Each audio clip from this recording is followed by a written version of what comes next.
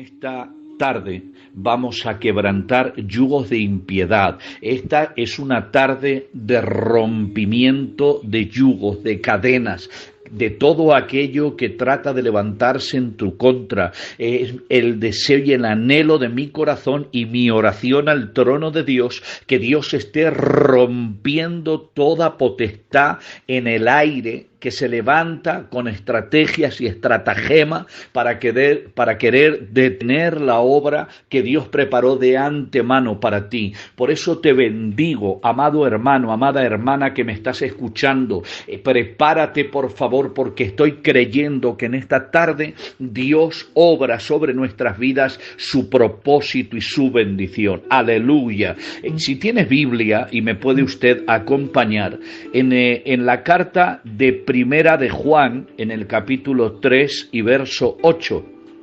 Voy a tomar esto como plataforma de despegue para poder comentarles en unos minutos algo de mi testimonio, de la forma en que yo conocí a Jesús.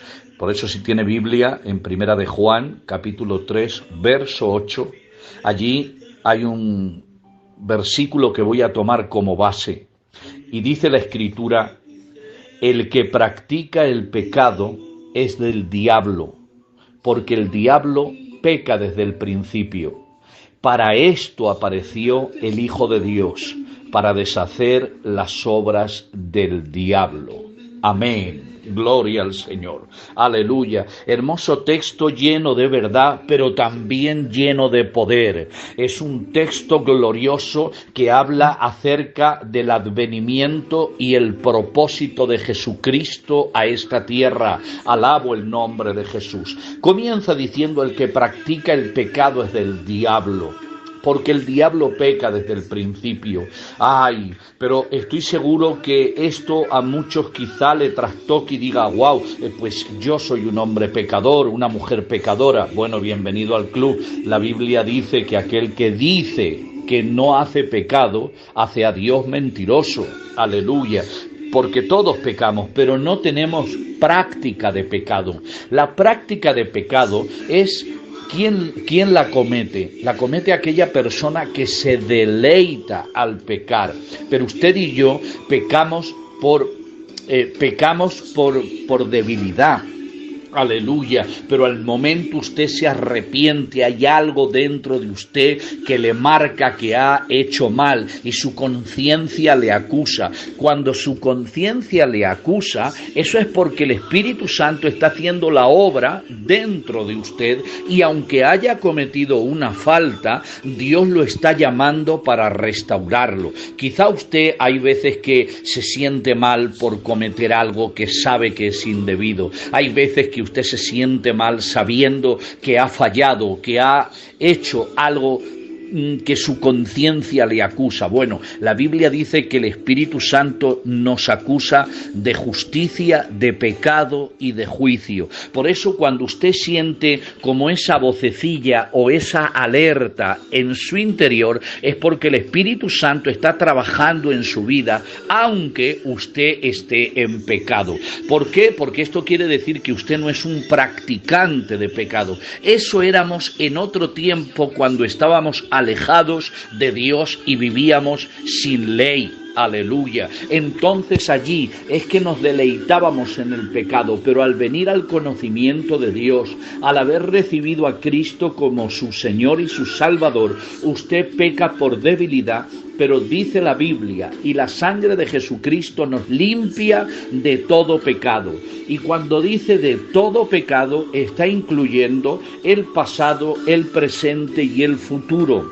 No quiero que tome esto como una licencia para pecar. No, bueno, si Dios nos perdona todo el pecado, entonces vamos a pecar, total, Dios nos perdona. No, yo no le estoy predicando eso, sino que si usted lee un poquito más abajo de lo que acabo de leer, en el verso 9 dice: todo aquel que es nacido de Dios no practica el pecado. ¿Se da cuenta por qué? Porque la simiente de Dios permanece en él y no puede pecar porque es nacido de Dios. ¿Se da cuenta? Aquel que verdaderamente ha nacido de nuevo, aquel que verdaderamente es una nueva criatura, aleluya, su naturaleza le lleva a la santidad, porque dentro de esa persona ha nacido la simiente de Dios. Aleluya.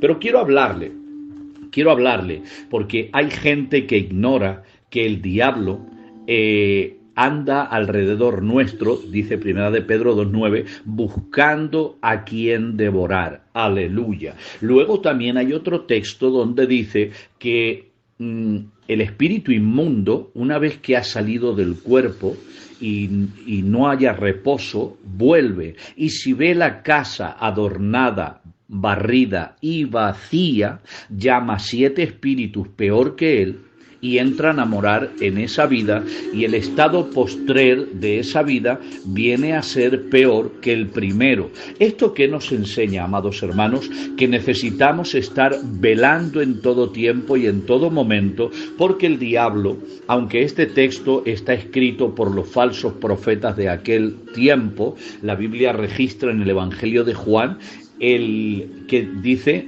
aleluya, el enemigo no viene sino a robar, matar y destruir. Pero aunque ese texto es para los falsos profetas, le pega de lleno al propósito que hay en la intención de Satanás, porque Satanás es verdad que viene a robar, matar y destruir. Por eso quiero contarle algo. Mire, déjeme remontarme cuando yo tenía la edad de 13 años, aleluya.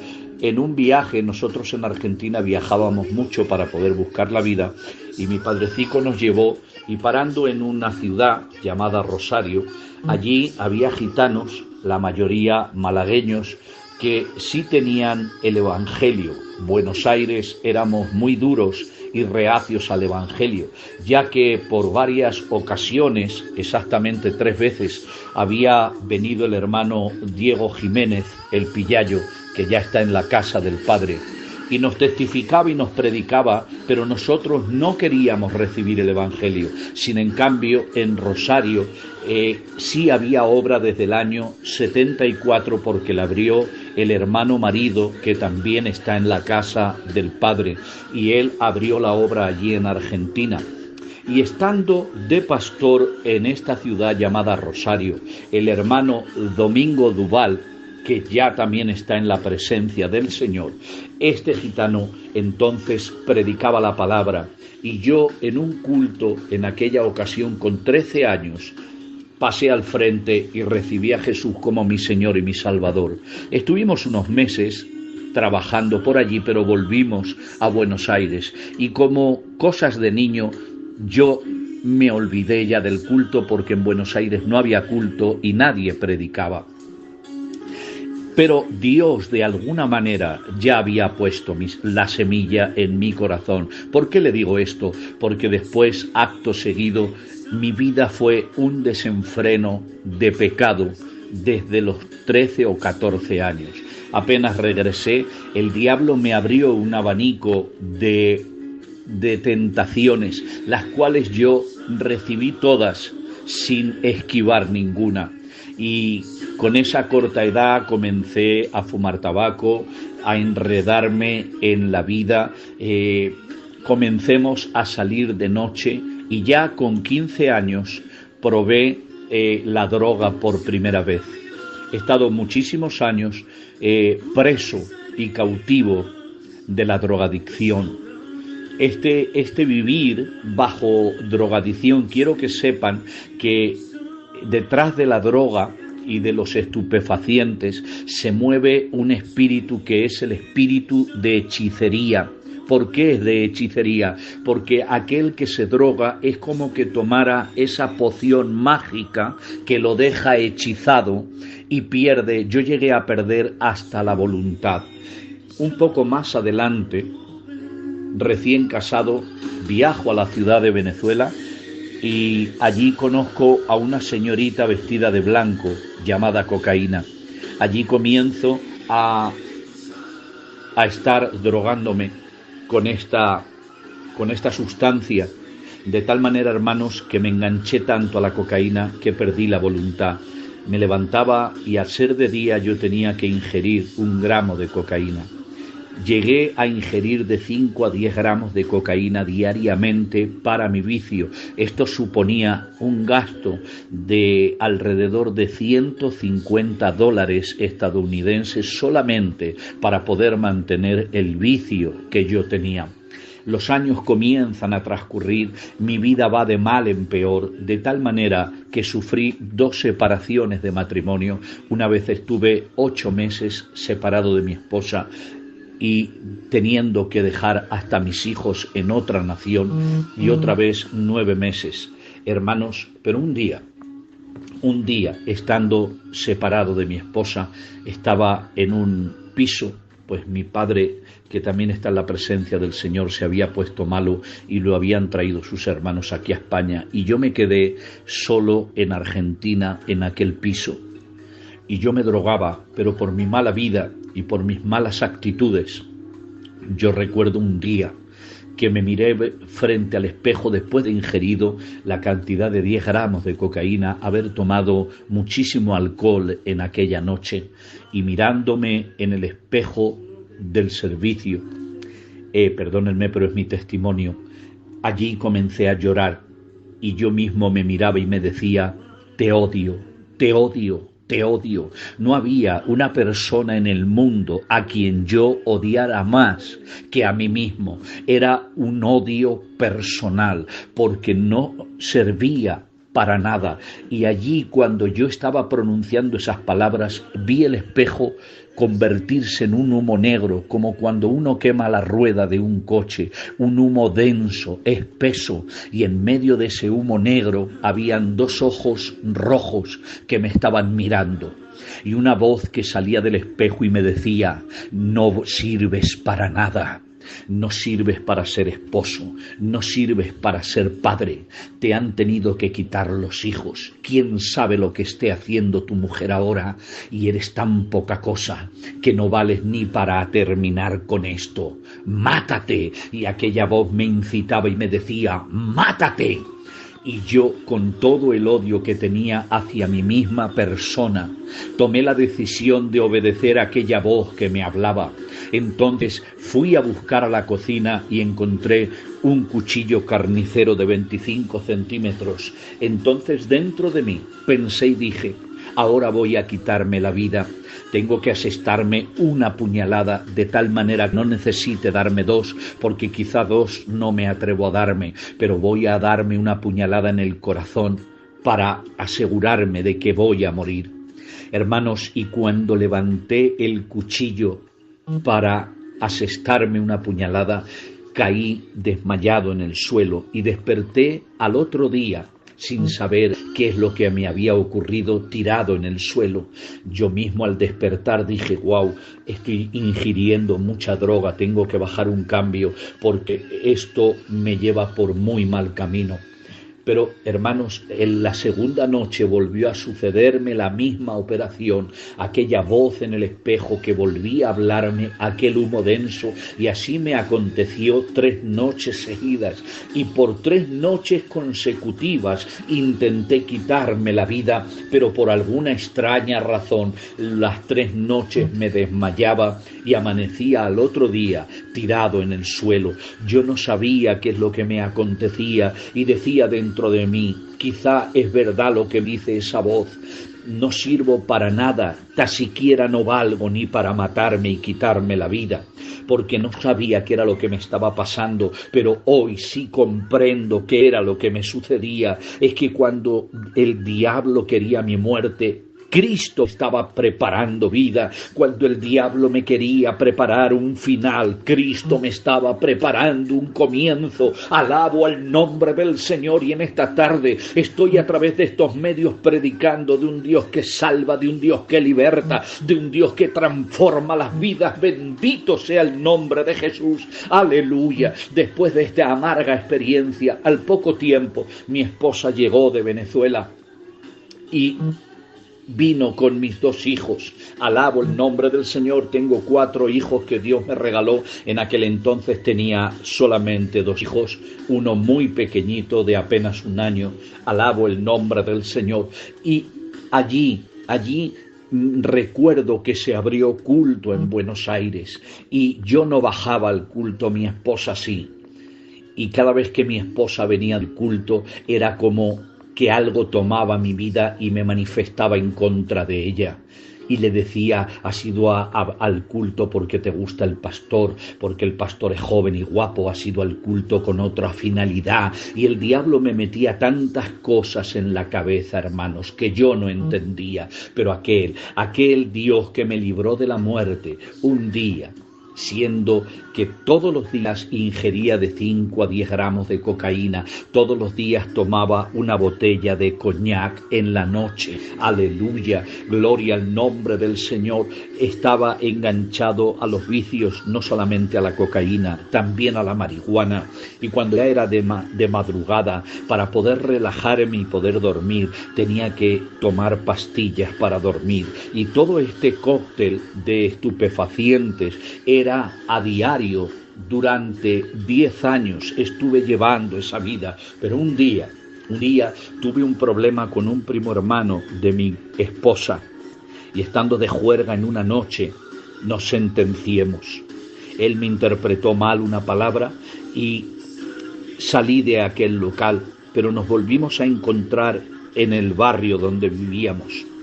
Y yo dije, bueno, dejarme que me doy 4 puñetazos con él y se le pasa la furia que tiene. Por favor, que nadie se meta, dejar que nos demos 4 puñetazos. Lo que yo no sabía, que una navaja que yo le había traído de regalo de Uruguay, de Montevideo, con esa misma navaja que yo le regalé, me tiró 2 puñaladas. Cuando yo veo aquella hoja relumbrar con la luz de una farola, lo único que atiné fue a quitármelo de encima a puñetazos hasta que le vi caer al suelo.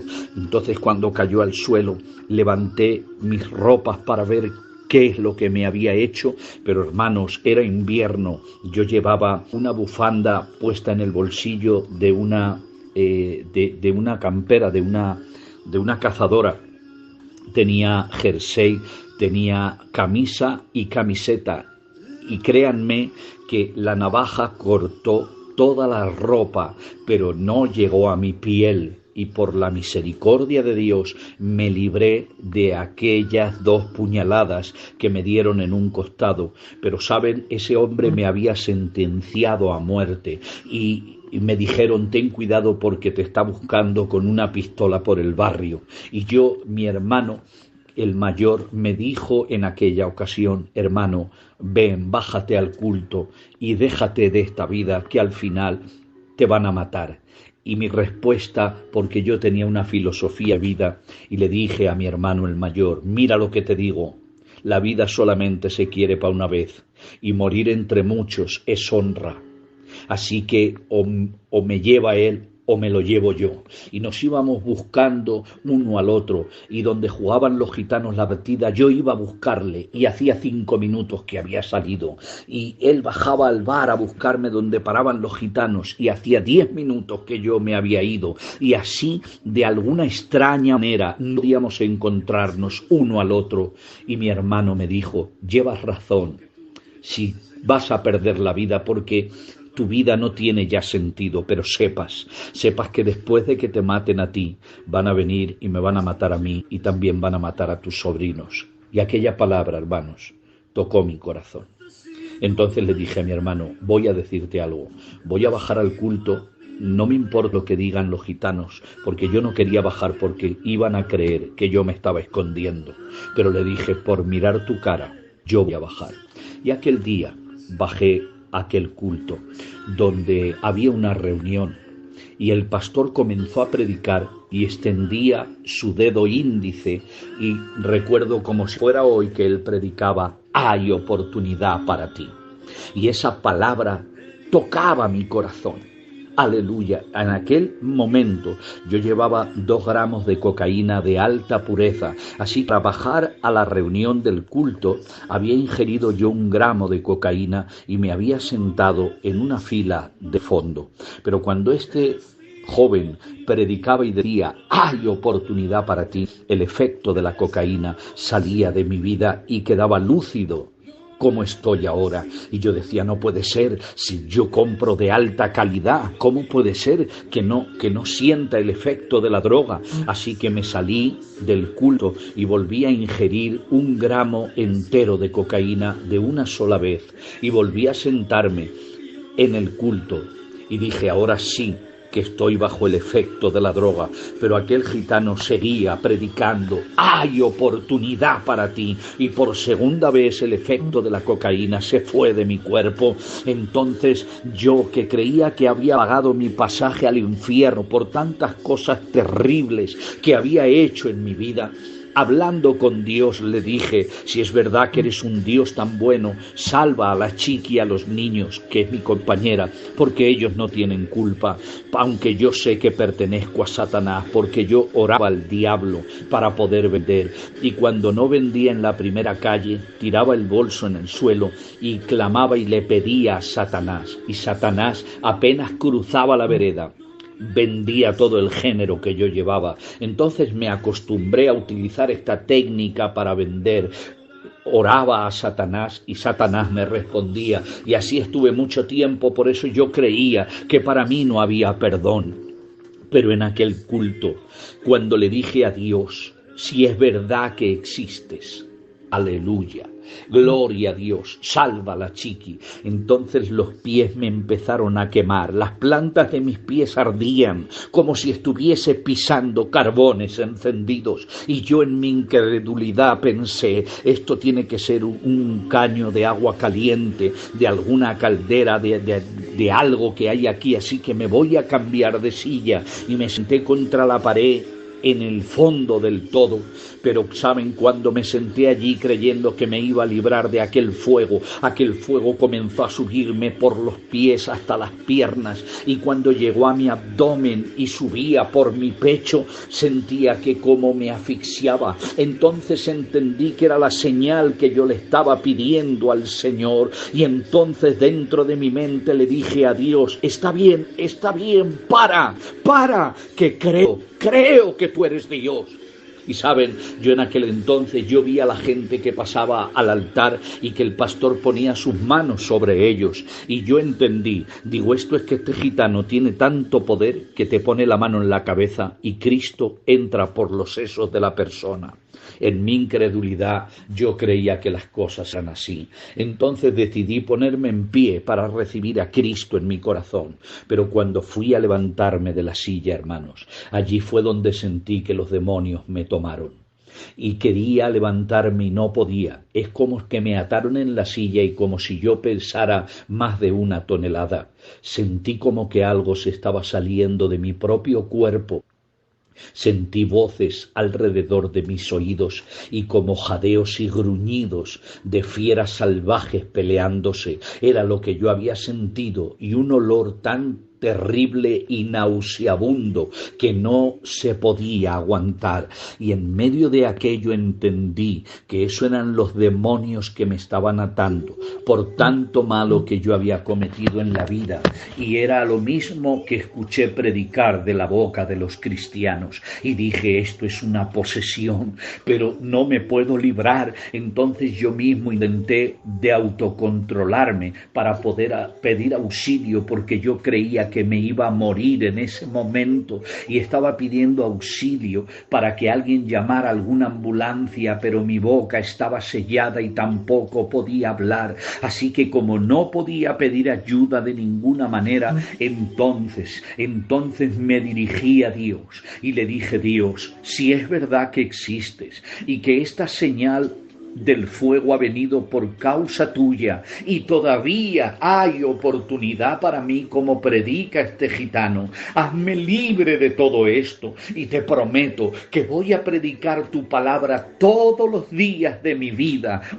Y hoy estoy a través de las redes sociales anunciando a un Dios que liberta, anunciando a un Dios que rompe yugos y ligaduras de impiedad. Hoy estoy predicando la palabra del Señor y Dios me ha levantado levantado como ministro del Evangelio. Bendito su nombre. Alabo el nombre de Jesús en aquel momento. Amada iglesia, me sentí libre y como que algo me soltó. Entonces salí corriendo despavorido, lleno de temor, y arrodillado en el altar le dije al pastor que quería recibir a Cristo como mi Señor y mi Salvador. Y desde aquel entonces, amada iglesia, han pasado 33 años sirviendo a la gloria de su nombre. Por eso en esta tarde tengo que terminar como he empezado.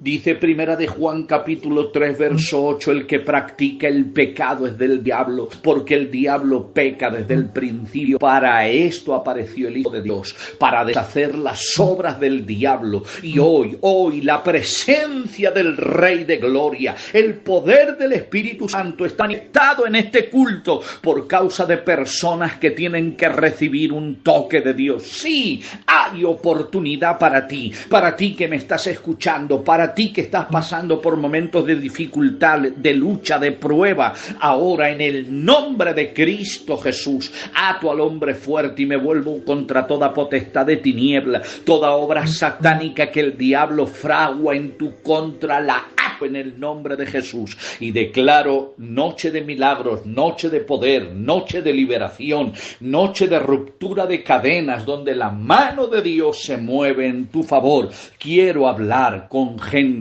que si bien es salva, pero todavía necesitas ministración y obra de santificación por el Espíritu Santo. Estoy hablándole a las personas que quizá sus pies se han desviado de los caminos del Señor. Estoy hablando a las personas que sabiendo hacer lo bueno no lo hacen y la Biblia dice que le es contado por falta. Estoy hablándole a personas que ellos quisieran dentro de su corazón servir a Dios de mejor manera, pero encuentran que hay como un obstáculo que les impide, que contra más quieren servir al Señor, más pruebas vienen en su contra. Es como que cualquier chispa enciende un fuego y se crea una discusión, quizá en tu matrimonio, quizá en tu vida interna. Y hay gente que necesita un toque de Dios para ser liberado. La pregunta del millón, muchos me preguntarán, ¿acaso Carlos, un cristiano, puede estar poseído? Tengo que decir en esta noche, no, y 1000 veces no. Ningún hijo de Dios puede estar poseído. Aleluya. Pero sí puede estar influenciado en aquellos que no han crucificado al viejo hombre con sus pasiones. La obra de la cruz te ha salvado de la condenación, pero hay obras que necesitas traer y rendir delante del Señor. Por eso vemos mucha gente que aunque son creyentes y han recibido a Cristo como su Señor y su Salvador, pero todavía tienen ataduras de vicio en sus vidas. Todavía hay cosas de su pasado que no han confesado y la falta de confesión, aleluya, es una puerta abierta para que el enemigo tenga todavía acceso. Por eso Cristo, muriendo en la cruz del Calvario, dice Colosenses que Él anuló el acta de decretos que nos era contraria y que había contra nosotros. Ese acta de decretos, aleluya, es el expediente de tu vida y de mi vida, que cada vez que hemos abierto una puerta a Satanás, Satanás lo ha anotado en tu expediente, y con ese expediente se presenta delante de Jehová Dios para acusarte y para acusarme. Pero cuando alguien trae sus áreas rendidas a los pies de la cruz, Cristo tiene el poder de romper todo yugo de impiedad y toda atadura que todavía te impide avanzar en los caminos del Señor. Por eso hay gente que aunque baja al culto, todavía guarda resentimientos y odios. Gente y familias que están encontradas porque en el pasado tuvieron quimeras y no son capaces todavía de perdonar. Gente que fue traicionada, gente que guarda rencor y resentimiento, aleluya, aquellas mujeres que fueron traicionadas en su amor y abriste el corazón a alguien que te traicionó. Hay gente que está acarreando todavía espíritus de ansiedad, de angustia, de dolor, de tristeza desmedida. Hay gente que necesita ser liberada en esta noche. Por eso quiero predicarte del Cristo que me hizo libre, de aquel que transformó mi vida y que cada atadura que Satanás había puesto, una a una, Jesús la rompió porque renuncié a todo esto. Si hay alguien que se siente identificado, para no tomar más tiempo y no ser canso, quiero que hagas una oración conmigo, con el permiso de los moderadores.